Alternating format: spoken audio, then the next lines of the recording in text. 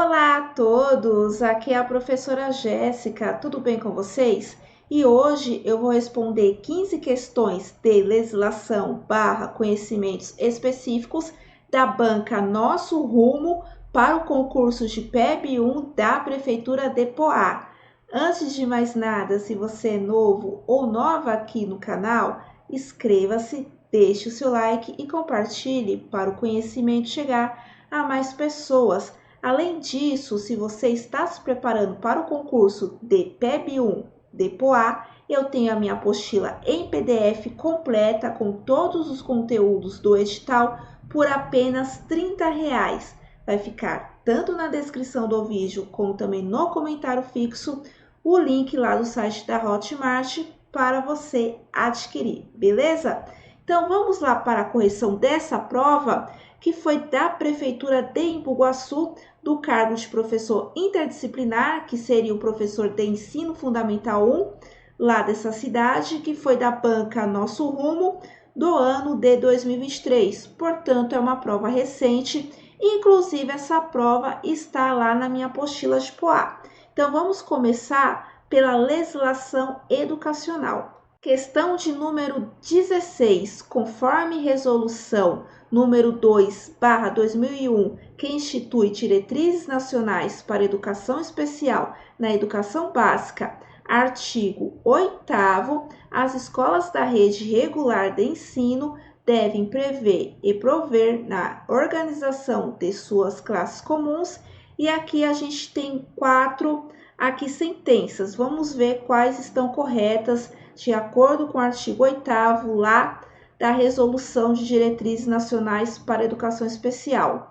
1. Professores das classes comuns capacitados e especializados para o atendimento especializado às necessidades educacionais dos alunos com deficiência.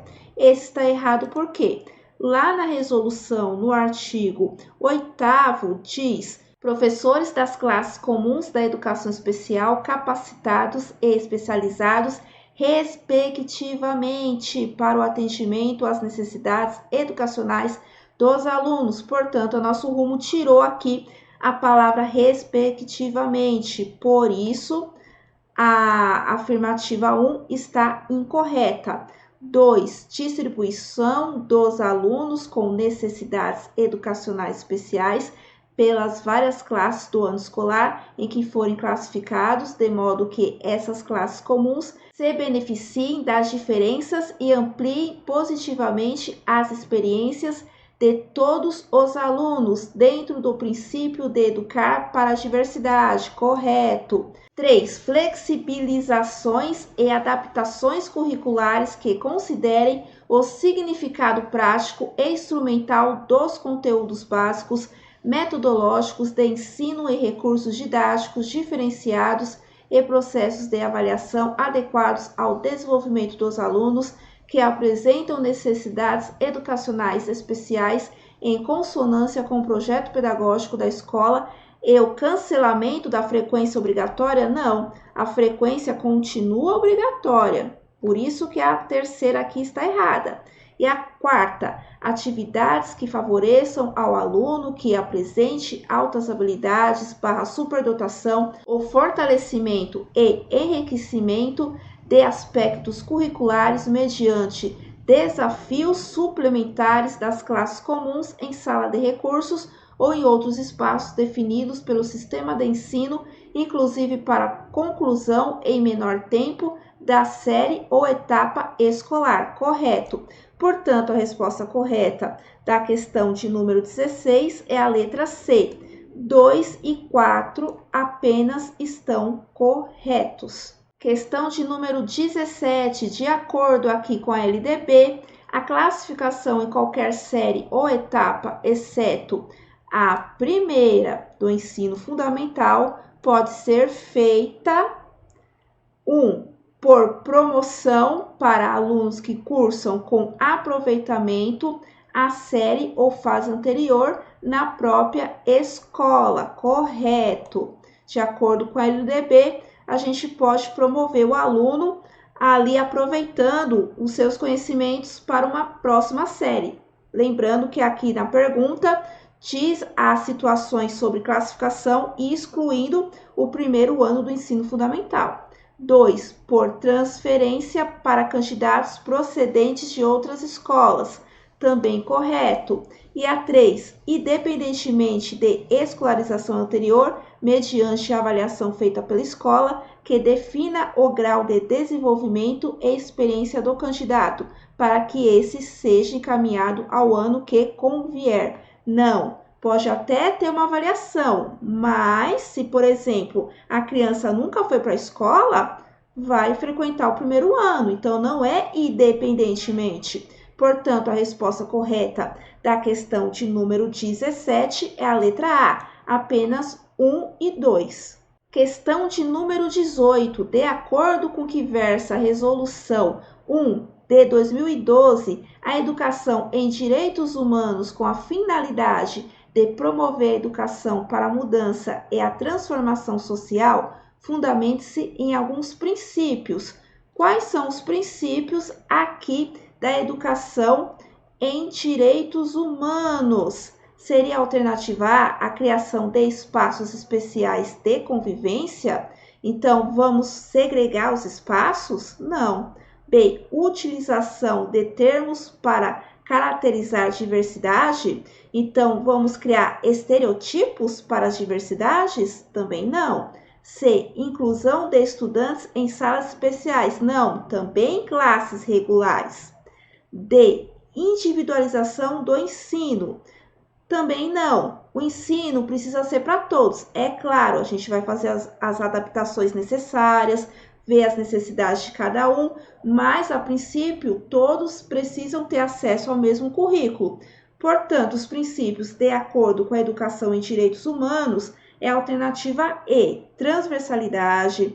Então, um ensino que vai perpassar todas as disciplinas, vivência e globalidade. Então, a resposta correta da questão de número 18 é a letra E de escola.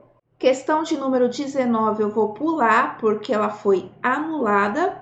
Questão de número 20. Conforme o Plano Nacional de Educação, em seu artigo 11, o Sistema Nacional de Avaliação da Educação Básica, coordenado pela União em colaboração com os estados, o Distrito Federal e os municípios, constituirá fonte de informação para avaliação da qualidade da educação básica e para orientação das políticas públicas desse nível de ensino, produzindo no máximo a cada 2 anos. O que será produzido a cada, no máximo, 2 anos? Seria a alternativa A, indicadores de rendimento escolar referentes ao desempenho das estudantes, apurando em exames nacionais de avaliação com participação de pelo menos 80% dos alunos de cada ano escolar, periodicamente avaliado em cada escola, e os dados pertinentes apurados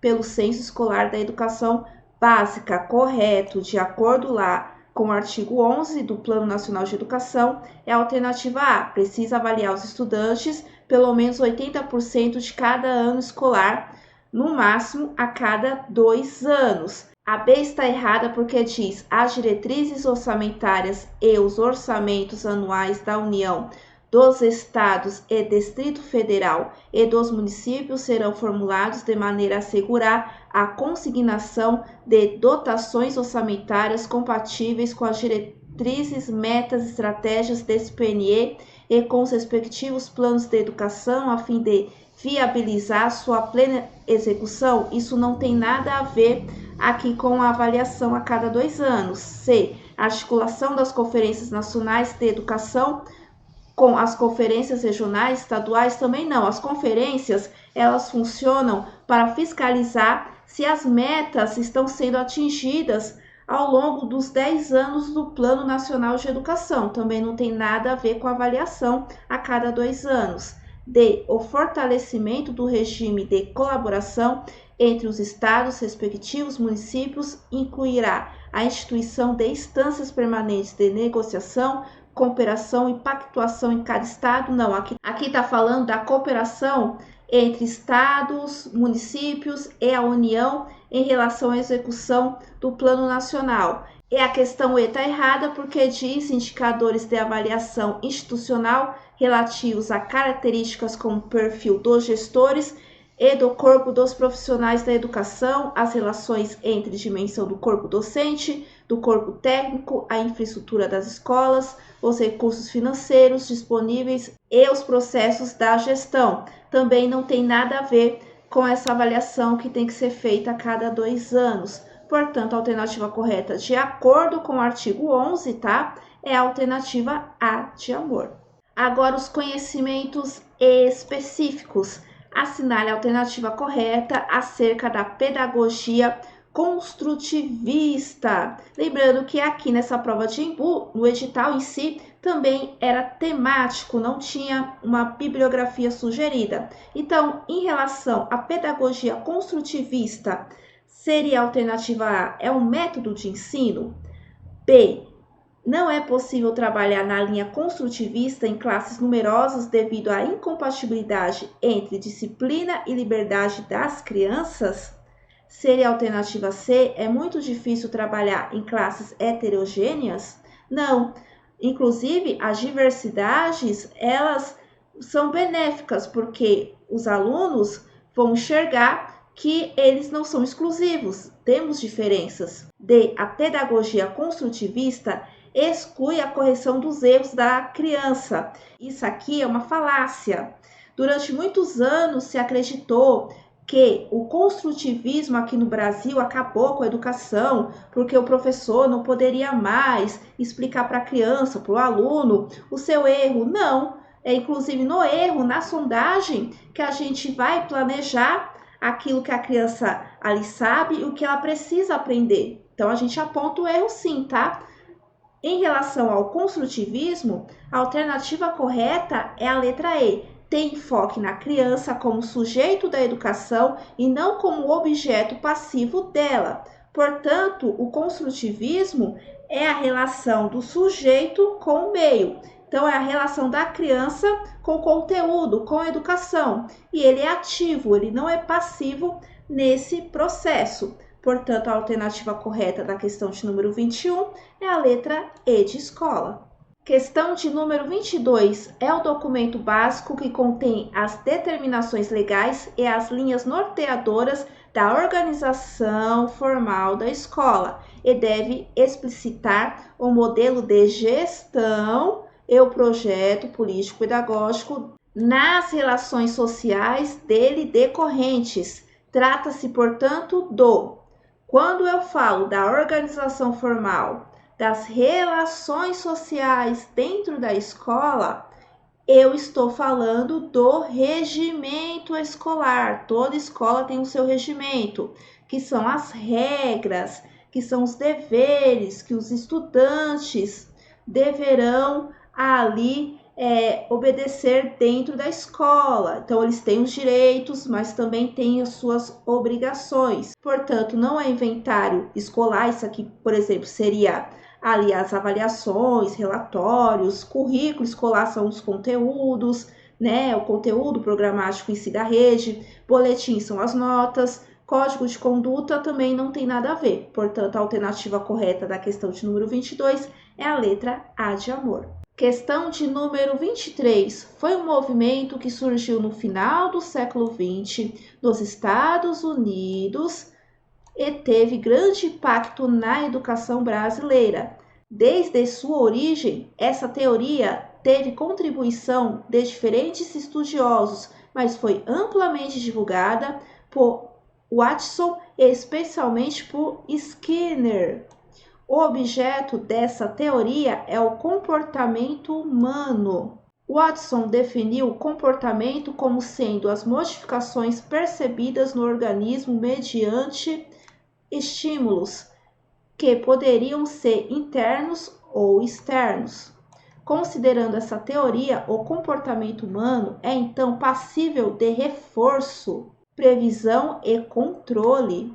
Aplicado ao ensino, apresenta uma concepção mecanicista de aprendizagem, segundo o qual o comportamento do indivíduo depende sempre de um estímulo anterior com relação aos reforços Skinner definiu dois tipos, positivo e negativo. Diante do exposto, é correto afirmar que o enunciado se refere ao... Isso aqui é questão ali de faculdade de pedagogia, né? A resposta correta é a alternativa E. Quando a gente fala de Skinner, de estímulo, comportamento humano, mecanicista de aprendizagem, a gente está falando do movimento behaviorismo, certo? Não é cognitivismo. O cognitivismo vai estudar ali a inteligência humana, que começou com Piaget, e aqui a gente está falando de um movimento nos Estados Unidos, Piaget suíço. Socio-interacionismo tem a ver com Vygotsky, que no caso, na época, pertencia à União Soviética, então não tem nada a ver com os Estados Unidos. Construtivismo, acabei de falar com vocês lá na questão anterior, se eu não me engano, a questão 21, que no caso o sujeito ele não é passível no processo ali da aprendizagem. Tecnicismo é um movimento no qual forma o estudante para o mercado de trabalho, então não tem nada a ver com essa questão do comportamento humano, mediante estímulos. Portanto, a alternativa correta é a letra E de escola. Questão de número 24. Assinale a alternativa que está de acordo com as ideias do racionalismo. Seria a alternativa A. A razão não possui nenhum patrimônio a priorístico. A consciência cognoscente não retira seus conteúdos da razão, mas exclusivamente da experiência. Por ocasião do nascimento, o espírito humano está vazio de conteúdos, é uma tábua rasa, uma folha em branco sobre a qual a experiência irá escrever?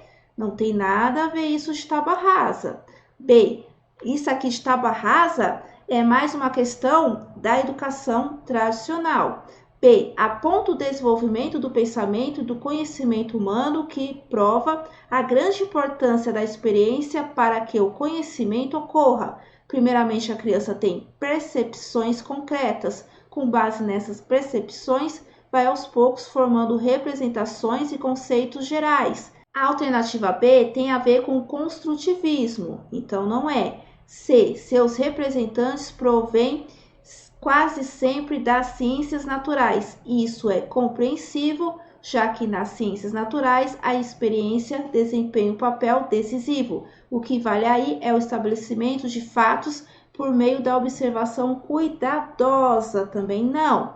A alternativa correta, quando a gente fala de racionalismo, é a alternativa D. O conhecimento só merece realmente esse nome se for necessário e tiver validade universal. Se minha razão julga que deve ser assim, que não pode ser de outro modo e que por isso deve ser assim sempre, em toda parte, então é só então, segundo modo, dever do racionalismo, estamos lidando com um conhecimento autêntico. Portanto, o racionalismo, ele vai acreditar que o conhecimento vem da razão do ser humano e que as práticas, a experiência pela prática, né, ela acaba prejudicando a compreensão, que o ser humano deve acreditar apenas na razão dele mesmo.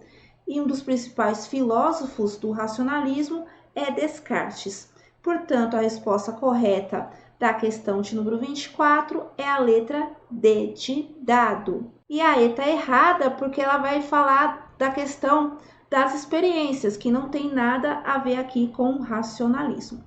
Questão de número 25. Conforme o desenvolvimento da linguagem da infância, a expansão gramatical propriamente dita, por meio da qual a estrutura da frase da criança vai tornando-se mais complexa e mais aperfeiçoada, é a esperada a partir dos... Seria a alternativa A, 36 meses, B, 24 meses, C, 42 meses, D, 30 meses ou E, 54 meses. A resposta correta da questão de número 25 é a letra D, 30 meses, que seria 2 anos e 6 meses, quando a criança ela consegue falar já frases completas. É claro, temos exceções, tem crianças que vão demorar um pouco mais, crianças que mais cedo vão já falar frases completas, então vai depender de cada criança, mas geralmente são 30 meses. Então a resposta correta da questão de número 25 é a letra D de dado. Questão de número 26, assinar a alternativa correta acerca do conselho de escola. Seria a alternativa A, é um espaço de debate, trabalho em grupo e novas ideias. Estimula a participação dos jovens na vida escolar e também na rotina da comunidade por meio de projetos nas áreas de cultura, esporte, social e política. Dessa forma, é possível aumentar a representatividade dos estudantes e aprimorar a gestão democrática. Conselhos de escola vai envolver projetos ali disciplinares? Não, né?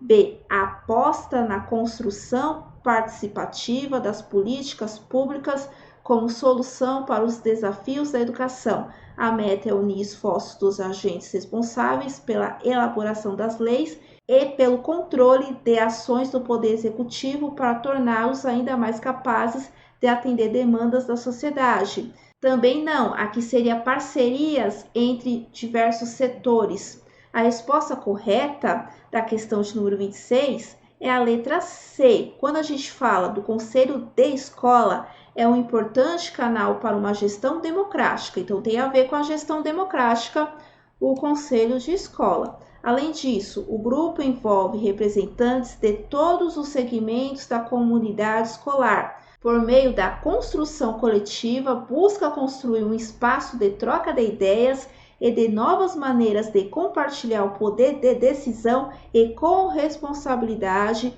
da escola. Portanto, a comunidade escolar, no conselho de escola, vai decidir certas situações em favor ali da gestão democrática, então em prol ali da escola. Então, cada um vai ter o seu espaço ali igualitário e democrático. A D não é porque diz, é uma instituição auxiliar da escola, é uma entidade de natureza social e educativa sem caráter político. Não, tanto que o conselho de escola ele vai seguir o projeto político-pedagógico da escola. A E está errada porque diz, estimula as unidades de ensino públicas estaduais a abrir espaços para a comunidade aos finais de semana. Dessa forma, a sociedade encontra na escola um espaço democrático de lazer. Serviços públicos também não tem nada a ver. Portanto, a resposta correta da questão de número 26 é a letra C de casa. Questão de número 27. São informações a respeito da educação inclusiva. Aqui você tem que colocar verdadeiro e falso. Então, vamos para a primeira sentença. A participação de todos os integrantes da escola deve ser efetiva, abrangendo pais, alunos, gestores, supervisores e toda a comunidade escolar em ações como a construção do projeto político-pedagógico, PPP, que é um documento norteador e visto como ferramenta de alto potencial para a implementação prática da educação inclusiva em uma instituição de ensino. Correto, inclusive o PPP é construído por todos na escola. A segunda sentença. A questão da diversidade é peça-chave do processo educativo em respeito aos aspectos culturais, sociais e ambientais. Entretanto, a diferença representa um direito à totalidade do grupo de alunos, promovendo a participação efetiva, coletiva e colaborativa de todos os discentes, gerando a inclusão. Também correto. Lembrando que a ideia de educação inclusiva não é apenas para as pessoas com deficiência, mas todas as diversidades sociais, étnicas, econômicas e afins. E a terceira sentença, a formação continuada e a capacitação para o docente são consideradas ferramentas essenciais para o melhor desenvolvimento dos trabalhos, mas apenas a formação não é o bastante. O fundamental são as práticas adquiridas ao longo do tempo de magistério. Portanto, a formação precisa ser continuada, pois temos novos desafios. A sociedade, muda constantemente, também os alunos, então a gente não pode ficar preso àquilo que aprendemos só na faculdade de pedagogia. Portanto, a resposta correta da questão de número 27 é a letra E, verdadeiro, verdadeiro e verdadeiro. Questão de número 28 é um método educativo baseado na observação científica. As crianças devem ser livres de se desenvolverem e aprenderem em seu próprio ritmo, em um ambiente estimulante de compreensão e observação por parte do adulto, o qual tem a função de guiar a criança, deixando que ela defina o ritmo guiado. Portanto, a criança vai definir esse ritmo pelos seus interesses e favorecendo assim tanto sua autonomia física como seu pensamento. O método utiliza ferramentas para manipulação e experimentação sensorial pela criança, a fim de desenvolver o conhecimento e o pensamento abstrato. Trata-se da metodologia de ensino. Seria a alternativa A das inteligências múltiplas? Não.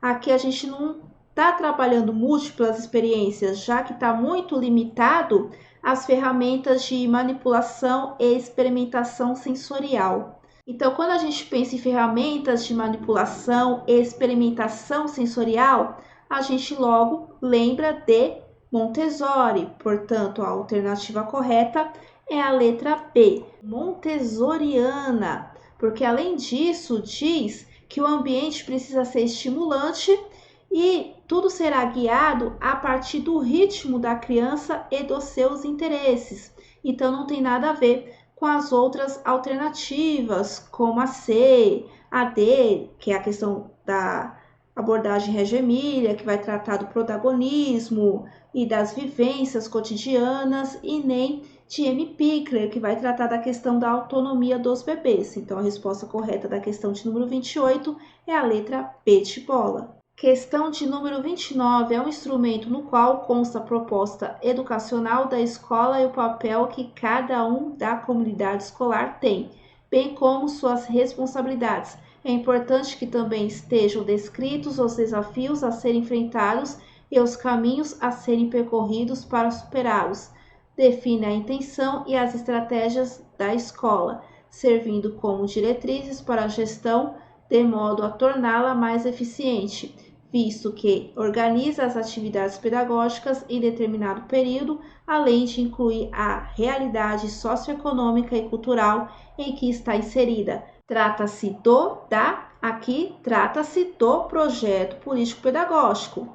Então, quando a gente fala da questão da organização das estratégias da escola, das propostas, e também incluir a realidade social e econômica e cultural da comunidade no qual a escola está inserida, a gente está falando do projeto político-pedagógico. Não é o regimento, que é os deveres, não é plano de aula, isso é do professor, nem diário escolar, e proposta pedagógica curricular tem a ver com o currículo. Então, a resposta correta da questão de número 29 é a letra B de bola. Fechando aqui a última questão dessa prova, questão de número 30, a finalidade desses encontros é articular os diversos segmentos da escola para a construção e implementação do seu trabalho pedagógico, visando o fortalecimento da unidade escolar e ajudando no replanejamento e avaliação das atividades desenvolvidas em sala de aula. A própria legislação enfatiza